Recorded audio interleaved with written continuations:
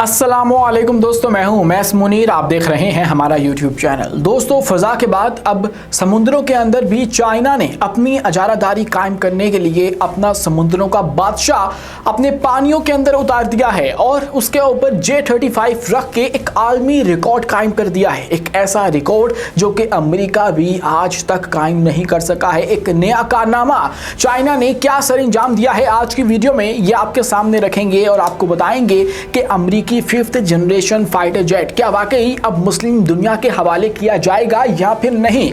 America New York से कौन सी बड़ी खुशखबरी सामने आ सकती है, वही न्यूयॉर्क जहां पे इस वक्त पाकिस्तान के प्राइम मिनिस्टर भी मौजूद हैं और उनकी अमेरिकी सदर के साथ मुलाकात तय हो चुकी है। उस मुलाकात के अंदर कौन सी पेशरफ्त सामने आ सकती है, अमेरिकी सदर पाकिस्तान से क्यों नाला नजर आ सकते हैं, कौन सी खबर जो है वो हमें देखने को मिल सकती है। आज की वीडियो में इस पर भी बात करेंगे और आपको ये भी बताएंगे कि इटली की सड़कों पे इस वक्त अवाम का एक सुनामी क्यों आ चुका है, क्यों फलस्तीन के हक में नारे लगाए जा रहे हैं, इसके बावजूद कि इटली बतौर एक रियासत जो है वो इजराइल के खिलाफ जाने को तैयार नहीं है, लेकिन उनके अपने अंदर जो लावा पक रहा था वो अब फटने को तैयार है। क्या हो रहा है इस वक्त इटली की सड़कों पे, आज की वीडियो में ये भी आपके सामने रखेंगे और आपको बताएंगे कि अक़वाम मुत्तहिदा की जो एक जनरल असम्बली का इजलास था उसके अंदर से कौन सी बड़ी जो खुशखबरियां हैं वो सामने आई हैं, किन किन ममालिक ने जो फ़लस्तीन है उसको बतौर एक आज़ाद रियासत तस्लीम करके इजराइल के खिलाफ ऐलान जंग कर दिया है। जी हाँ दोस्तों, फ़लस्तीन को तस्लीम करना मतलब ये है कि इजराइल के खिलाफ ऐलान जंग करना, ये नेतन्याहू की अपनी डेफिनेशन है। जो कोई भी मुल्क फ़लस्तीन को तस्लीम करता है वो उसको कहते हैं कि आप लोग दहशतगर्द हो, आप लोगों ने दहशतगर्दों को सपोर्ट किया है तो अब हमारी आपसे जंग है। यही जो अल्फाज हैं उन्होंने यूके, कनाडा, मैक्सिको, ऑस्ट्रेलिया के बारे में भी बोले हैं। तो अब इन तमाम तर ममालिक ने जिन्होंने किया, देखना ये होगा क्या इजराइल इनसे भी जंग लड़ता है, क्या इनके ऊपर भी वैसे ही हमला किया जाता है जैसे कतर के ऊपर किया गया, जैसे ईरान के ऊपर किया गया, जैसे गजा के अंदर रोजाना की बुनियाद के ऊपर किया जाता है। आज की वीडियो में इन सब पर बात करेंगे, लेकिन उससे पहले हमारी आपसे 10 गुजारिश है कि इस चैनल को लाइक कीजिए, सब्सक्राइब कीजिए और बेल आइकन को लाजमी दबा दीजिए ताकि हर आने वाली वीडियो आप तक बर वक्त पहुंच सके। दोस्तों, शुरू करते हैं सबसे पहले जो अमेरिकी F-35 है उसके हवाले से। ये अब इम्कान पैदा हो चुका है कि ये मुस्लिम दुनिया के अंदर आने वाला है और मुस्लिम दुनिया का एक बहुत बड़ा और ताकतवर तरीन मुल्क तुर्किया, जिसके पास अपना 5th जनरेशन फाइटर जेट कान भी मौजूद है और उसके ऊपर तेज़ी से इस वक्त काम जारी है, उसको जल्द ही तैयार करने की जो कोशिशें हैं वो की जा रही हैं। उसके बाद अब उनके पास F-35 भी आ सकता है। इसके लिए हमें देखना होगा कि माजी में जब तुर्की ने F-35 हासिल करने की कोशिश की तो उसके बाद क्या हुआ था। जब तुर्की ने कहा कि हमें 40 के करीब जो F-35 हैं वो दे दिए जाएं अमेरिका की जानिब से, तो फिर अमेरिका ने क्या किया, अमेरिका ने पाबंदियां लगा दी। पाबंदियां क्यों लगाई कि तुर्की ने S-400 रशिया से क्यों ख़रीदा है, और जब वो एयर डिफेंस सिस्टम वाला मामला उठा उसके ऊपर एक तनाज़े ने जन्म लिया, तो उसके बाद सैंक्शंस जो हैं वो लगाई गई तुर्की की चंद कंपनीज़ के ऊपर। वो कंपनीज़ जो कि असला बनाती हैं, असला मैन्युफैक्चर करती हैं, और वही कंपनीज़ जो कि लॉकहीड मार्टिन के इस जंगी लड़ाका तैयारे के पुर्जे अपने मुल्क के अंदर तैयार कर रही थी। जब उनके ऊपर पाबंदी लगा दी तो तुर्की का ये ख्वाब F-35 हासिल करने वाला वो रुक गया और चकनाचूर हो गया। तो फिर उसके बाद से ये मामला खटाई में पड़ गया, लेकिन इससे फ़ायदा ये हुआ कि तुर्की ने अपने कान फाइटर जेट के ऊपर जो तैयारी है वो तेज़ी से शुरू कर दी। और जब ये सब कुछ हुआ तो अब ये इम्कान पैदा हुआ है कि तुर्की के सदर जब तैयब एर्दोगान अमरीकी सदर से मुलाकात करने वाले हैं तो उसके अंदर वो ये वाला मुद्दा भी उठाएंगे, क्योंकि अमरीकी सदर डोनाल्ड ट्रंप के सिग्नेचर के बगैर ये मामला मुमकिन नहीं है कि F-35 के पुर्जे तुर्की के अंदर तैयार हो जाएं। तो अगर तो जो तैयब एर्दोगान है वो अमेरिकी सदर को इस बात पे कन्विंस कर लेते हैं कि हमारे मुल्क के अंदर ये तमाम तर मामला किया जाए ताकि हमारी जो लागत है 5th जनरेशन के ऊपर वो बच जाए, तो फिर ये बहुत बड़ी डेवलपमेंट जो है वो सामने आएगी और उसके बाद फिर ही मुस्लिम दुनिया का पहला अमरीकी 5th जनरेशन फाइटर जेट होगा जो कि तुर्किया के पास होगा। और अमरीकी क्या, इससे पहले मुस्लिम जो तमाम तर नेशंस हैं उनके पास कोई 5th जनरेशन फाइटर जेट मौजूद नहीं है। पाकिस्तान PFX के ऊपर काम कर रहा है, तुर्किया अफगान के ऊपर काम कर रहा है, लेकिन अभी ये अंडर प्रोसेस हैं, ये अभी ज़ेरे तामीर हैं, आप यूँ कह लीजिए, अभी तैयार नहीं हुए हैं। जब भी तैयार होंगे तो फिर हो सकता है पाकिस्तान और तुर्किया वो पहले ममालिक बन जाए जिनके पास 5th जनरेशन होगा, अपना 5th जनरेशन जो है वो होगा। लेकिन ये भी बहुत बड़ी डेवलपमेंट होगी अगर अमेरिका ऐसा इकदाम जो है वो कर देता है।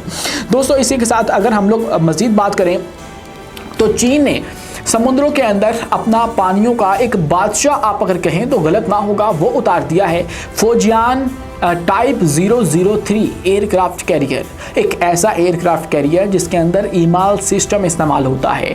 ऐसा ईमाल सिस्टम जिसके अंदर आपको बहुत लंबा रनवे नहीं चाहिए है, उसके अंदर आपको इलेक्ट्रिसिटी और मैग्नेटिक फोर्स के ज़रिए जंगी तैयारे को आपके जो है वो पावर दी जाएगी और जिससे वो बिल्कुल छोटे से रनवे के ज़रिए उड़ सकता है। जितना मर्जी आपका भारी जो तैयारा है वो आ जाए, वो इस ईमाल सिस्टम के ज़रिए उड़ सकता है। तो अब चाइना ने किया क्या है, चाइना ने एक तो अपना जो फौजियान टाइप 003 एयरक्राफ्ट कैरियर है वो तैयार किया और उसके बाद उसने उसके ऊपर से J-35, अपना J-15T और उसके बाद एक अवैक्स तैयारा जो है KJ-600 है मेरे ख्याल से, उसको उड़ा के एक आलमी रिकॉर्ड कायम कर दिया है। 5th जनरेशन फाइटर जेट को एयरक्राफ्ट कैरियर से ईमाल सिस्टम के जरिए उड़ा के एक रिकॉर्ड कायम कर दिया है। इससे पहले जो सिस्टम इस्तेमाल होते थे, अगर हम लोग उनकी बात करें तो वो स्टीम कैटापल्ट था, स्काई जंप था और वो रैंप इस्तेमाल होते थे। लेकिन अब इलेक्ट्रोमैग्नेटिक फोर्स के जरिए इस तैयारी को पावर दे के उड़ाना, ये एक संग मील है जो कि चीन ने अबूर किया है। अमेरिका भी F-35 के साथ ऐसा नहीं कर सका है। उन्होंने अपने एयरक्राफ्ट कैरियर्स के अंदर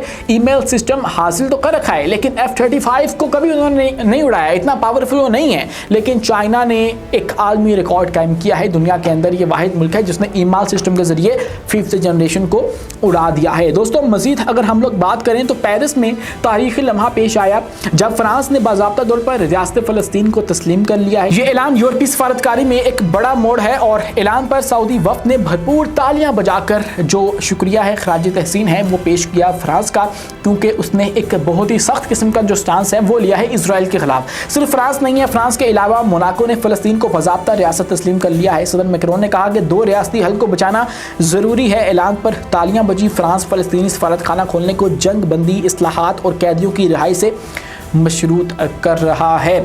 और इसके बाद आप देखिए कि ये इकदाम करना, इसका मतलब ये है कि इसराइल से डायरेक्ट लड़ाई होगी आपकी, क्योंकि नेतन्याहू ये कह चुके हैं कि मैं अमेरिका जा रहा हूँ, वापस आके बताता हूँ जो फ़लस्तीनी रियासत को जो है वो तस्लीम करें, इन सब ममालिक को मैं देख लूँगा, आप लोग दहशतगर्दी को इनाम दे रहे हैं। मतलब कि आपने फ़लस्तीन को एक रियासत के तौर पर तस्लीम किया, आपने ये बात मानी कि फ़लस्तीन एक रियासत एग्जिस्ट करती है, तो मतलब ये कि आपने इसराइल के साथ एक जंग छेड़ दी है। तो अब देखना ये होगा क्या इसराइल जो है वो कनाडा से लड़ पाता है, क्या वो यूके से लड़ पाता है, क्या वो फ्रांस से लड़ाई करेगा, क्या वो ऑस्ट्रेलिया से लड़ पाएगा।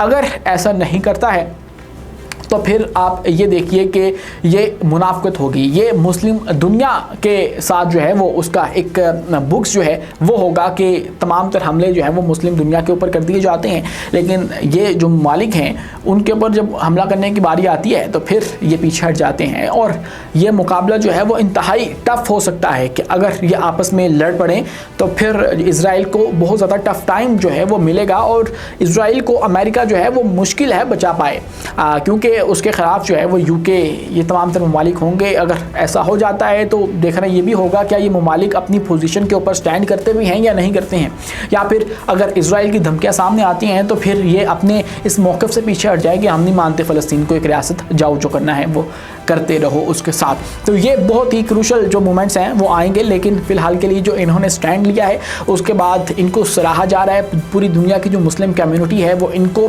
जो है वो अप्रिशिएट कर रही है कि फाइनली इन्होंने कोई जो है वो काबिल सताइश काम भी किया है, गज़ा के लोगों के लिए कोई एक अच्छा कदम जो है वो भी उठाया है। दोस्तों इसी के साथ मज़ीद बात करें तो इटली वो मुल्क है यूरोप के अंदर जो कि इस वक्त नहीं मान रहा, जो कि इसराइल के मुस्तरद नहीं कर रहा है, उनको मुसलसल सपोर्ट कर रहा है और उनके साथ ताल्लुकात कायम किए हुए हैं और फ़लस्तीन को आज़ाद रियासत के तौर पर तस्लीम नहीं कर रहा है। और इसीलिए फिर लाखों जो लोग हैं, मज़दूर हैं, यूनियंस हैं और शहरी हैं, वो गज़ा के हक़ के अंदर इस वक्त उनकी सड़कों के ऊपर मौजूद हैं और सड़कों के ऊपर वह एहतजाज कर रहे हैं, एहतजाज कर रहे हैं अपनी हुकूमत के ख़िलाफ़ कि भाई आप लोग इजराइल के साथ अपने ताल्लुकात ख़त्म करो, उनको इमदाद देना बंद करो, उनको हथियार देना बंद करो।